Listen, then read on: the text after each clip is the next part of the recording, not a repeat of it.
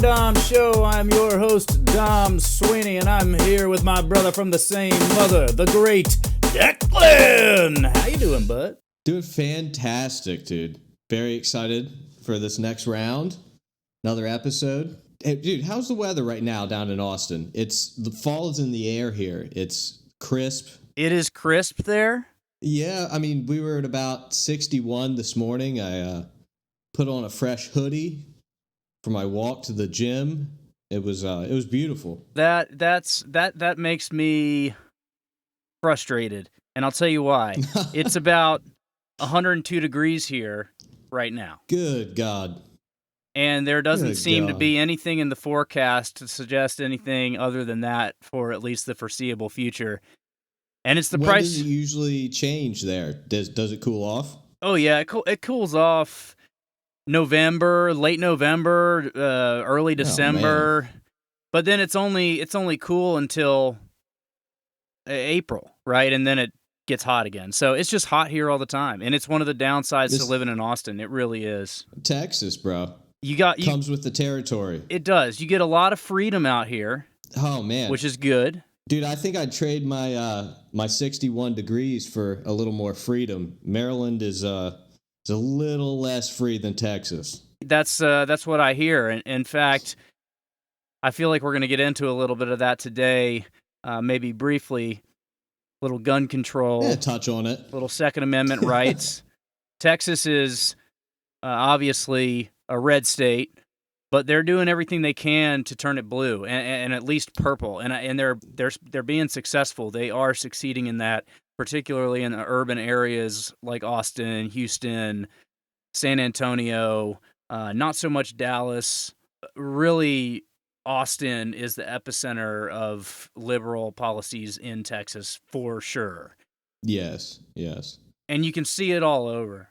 I did hear that Elizabeth Warren is drawing a couple crowds out there in Robert Francis's territory. She sure has. Even the most liberal of folks, even the most liberal of folks out there I think they're leaning towards Warren over O'Rourke if they had to choose. Well, I think O'Rourke has made such an ass out of himself over the past 3 months or so, and I think the biggest issue he faces is that he's two-faced, and you can see it, right? Yeah. There is no disguising the fact that Beto O'Rourke says one thing to one group of people and then says another thing to another group of people and expects the other group that he said the other thing to not to notice. I mean, it's just silly. He doesn't have a strategy that makes any sense, and I think the voters in Texas feel a little bit deceived by that guy. I think so. I think one of the biggest reasons is that he doesn't have any original thought. He's a regurgitator, if you will. You know, Elizabeth Warren, these other people, they have these ideas that are similar to everybody else's, but they have their own flavor. And O'Rourke he's a soundbite. You know, it's just this generic, bland things that, you know, are good for one-liners, but really they're transparent when you look at them. They really are, and he keeps going back to the same stuff, and the big topic for him is obviously gun control and blatantly announcing to the world that he plans on taking away AR-15 platform weapons. We can't have them, but he can take them. Exactly. Or he can buy them back. I'm not sure what that means, considering I never bought them from him in the first place. He's going to buy them back from you, though, at a fair price. Right. What he really means is confiscation. That's what that really means, and he might as well just come out and say it, considering that he's openly stating his intentions when it comes to AR-15 platform rifles. Basically telling us, you know, to hell with your Second Amendment. We're going to come take those, quote unquote, buy them back, which even the most liberal of citizens would have to question the logic there. It makes you feel wary of it. You know, we've been doing here in Baltimore, gun buyback programs for years now. I could be wrong, but I think from around 2013 when we changed all the laws surrounding firearms and firearm ownership and licensing. We've been doing that for a long time, and for some odd reason, the murder rate just stays in the upper 300s per year. It just keeps maybe rising a little, dropping a little, but no changes, nothing. In a city like Baltimore, where you have strict gun regulation, any logical, rational thinking human being would associate the gun violence in Baltimore directly to that. And here's why. If an armed citizen faces down an armed criminal, the chances of that armed criminal coming out on top of that situation are much slimmer than they would be had that armed citizen not been in the possession of a firearm. So it doesn't make any sense otherwise. In a neighborhood where the good guys don't have guns and the bad guys do, there's going to be more gun violence. Yes, and that's the thing. I took my licensing class at this wonderful firearm store called Worth a Shot out near my work in Hanover, Maryland, and the woman who was teaching the class was a retired police officer. She worked for SWAT, and she was just telling us how her cohorts, her fellow police officers, they are griping and groaning about how the citizens of Baltimore and Maryland are so unarmed, and it makes their jobs so much more difficult. Absolutely. Because they know that in areas where citizens are able to obtain a Class A LTC, license to carry, crime rate is lower. Gun violence is less. And like, for instance, around the Johns Hopkins campus, which is a 5-10 minute walk from my house, there are instances weekly, bi-weekly, where groups of teenagers, younger people from lower income neighborhoods in the city drive out to these areas, and they'll go around, they'll pick up a Hopkins student who's wandered maybe 3 blocks from campus. They'll beat the hell out of them, drag them into the car, and take them around to ATMs, forcing them to take out money until they're done with them. And this is a regular occurrence. And I feel that if these people that are committing these acts had to think, wait, what if this person has a firearm? They might be a little less inclined to do so or to act upon these type of things. I mean, absolutely. It scares me. It bothers me. I make frequent deposits to certain ATMs. You know, I get paid in cash at my work. And these sort of patterns where you go to this bank this many times a week, you know, people pick up on that. And at times I'm carrying a lot of cash.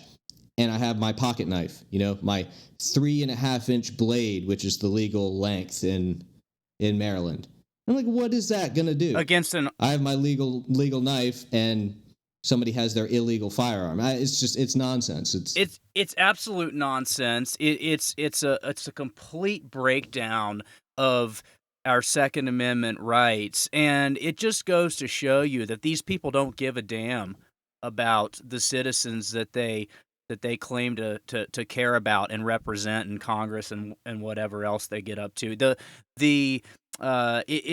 There's a reason why in cities like Austin and its surrounding neighborhoods there is almost no gun violence. I mean, you hear about it very, very infrequently, and it's because everybody has a damn gun.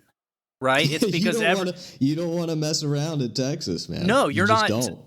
That would be asinine. No criminal is going to go, hey, I think I'm going to go rob that house where there's somebody inside that likely is armed, and it just doesn't make any sense. Well, that 75-year-old woman has an AR-15. You know, right? Just not going to work. Yeah, it's just such a glaring example of the backwards policies that have really, really led us to where we are now in cities like Chicago and Baltimore. And you hear Robert O'Rourke talking about Australian gun laws all the time, and that's a talking point amongst the Democrats, liberals. They talk a lot about Australian gun laws and how it has directly resulted in a reduction in gun violence in Australia. And what happened is in 1996, following a mass shooting where I believe 36 people were killed, Australia implemented a gun buyback program, gun confiscation program. What they did is they bought back is, I can't even say that without cracking a smile. I don't, that bothers me. They confiscated a large number of Australian citizens' firearms, particularly AR-15 platform rifles. So basically, 5.56 millimeter semi-automatic rifle with collapsible buttstock, or anything that looks scary and looks like it would be weapons. Exactly. That's really what it comes down to. Anything that looks scary and doesn't look like a cartoon shotgun from Elmer Fudd. They want a blunderbuss. A blunderbuss, right? A muzzle loader. Anything that doesn't resemble a muzzle loader, they are associating it as or calling it a weapon of war. Beto does anyway.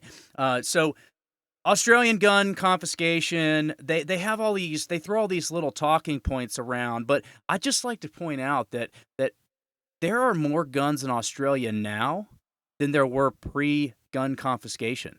So all those weapons that were confiscated in Australia post-1996, they've all been replaced and then some by Australia's citizens. So one could make the legitimate argument that there's a direct correlation between more guns and less gun violence. And that, to me, is the only logical argument.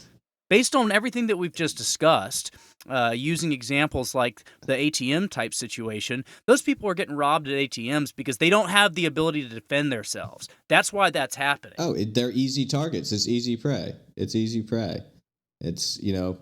having to do something like that, having to defend yourself in that manner would be a horrible thing, a terrible thing. I mean, I don't know how long it would take someone to get over that experience. I've met people who have, in this class that I took, this woman was talking about her experience of doing that, and it was the most troubling thing for her, and she still can remember every single second of it. So that's not, there's no desire to do that. People like to talk about gun fanatics and people that are gung-ho about guns, like they're ready and willing to just shoot at anything that moves. And that's not the case. Absolutely it really not. isn't. I mean, I know there's some people out there that are like that, but my God, it's just, you just feel helpless when you don't have the ability to defend yourself. You absolutely do. And making it difficult and next to impossible for law-abiding citizens to obtain firearms based on their constitutional rights is criminal, and we should condemn anyone who suggests that we do anything remotely close to that. I own firearms. I am a law-abiding citizen. I don't even touch my weapons unless I go to the range. I don't even think about them, right? So it's just such a transparent argument, and it really bothers me. And I hate hearing somebody like Beto who's just so two-faced. I mean, he says one thing now, but when he was running for Senate, he clearly stated that he did not have an issue with citizens owning AR-15 style rifles. He said that. And then he turns around and he says, hell yeah, we're coming for your AR-15s, your AK-47s. We're coming for them. He's really just a poor example of what an American should be, and particularly an American politician who's supposed to be in office in the interests of we the people. And the interests of we the people is to allow us our constitutional rights without any infringement or threats, which is what he's doing when he says, hell yeah, we're coming for your AR-15s and your AK-47s. And he's threatening us. He really is. He's threatening us, and we can't stand for that. I'm not going to stand for that. Sorry, Beto. Sorry, buddy. He gets a hell no from me, man. He gets a hell no from me as well. Okay, let's transition into this because I think it relates as well. Want to talk a little bit about the cancel culture and the mob mentality that we're facing in this country right now. And what I want to do is draw a correlation between the Middle Ages, Roman times, where citizens were placed in the stockades and other citizens threw rotten fruit at them, threw rotten vegetables at them. Sometimes after these people had been falsely accused of something they didn't do, they weren't allowed due process. They got locked up in the stocks and they had stuff thrown at them for hours on end, sometimes days, weeks on end. Okay, and then they died. So what we're doing now, which to me is actually more dangerous because it has a broader impact. We're doing the same thing theoretically in the Twitterverse, right? Twitter is the new town square, and what we're doing is we are dragging people through the mud in Twitter for the world to see, and we're doing it unabashedly. Take poor Brett Kavanaugh, for example. You know, his name has been slandered to the point of no return. And that guy's a Supreme Court justice. And he's employed during his time as a Supreme Court justice. He's employed more women than any other male Supreme Court justice. He's a family man.